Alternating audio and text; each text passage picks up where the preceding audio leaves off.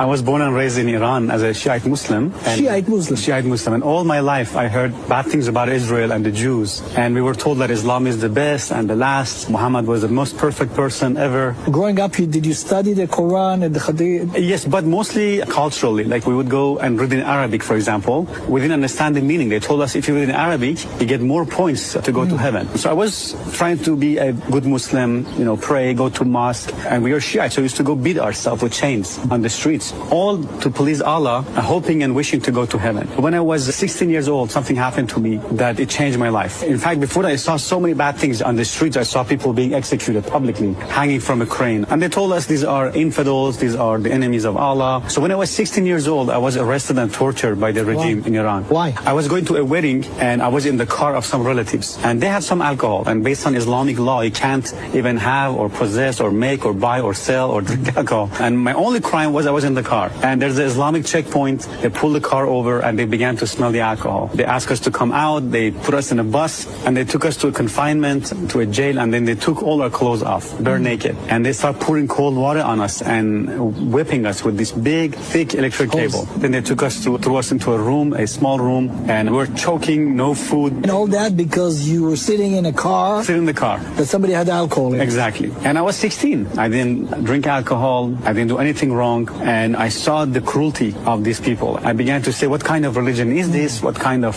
justice is this? And my mother said, no, Islam is good. These people make it look bad. I said, okay. Then I began to do my own research. I began to read the Quran, the Hadith, and I saw, wow, so much evil in the Quran. Muhammad killed people. I saw Muhammad beheaded people, cut people's hand off. It says not to be friends with Jews and Christians, Surah 551. In Surah 929, Muhammad said, kill those who don't believe in Allah, His messenger, and in the religion of truth, which is supposedly Islam, kill them unless they pay jizya, blood money. In Surah 928, he cursed the Jews and Christians. In Surah Muhammad, verse 4, it says, behead the infidels wherever you find them. So when I saw these things, I saw, wow, this could not be from God. So I lost my faith in Islam completely. So when I was 19 years old, for first time, I heard about Jesus, that Jesus is the Lord, and He died for me, and He rose from the dead. And I said, no, that's too good to be true.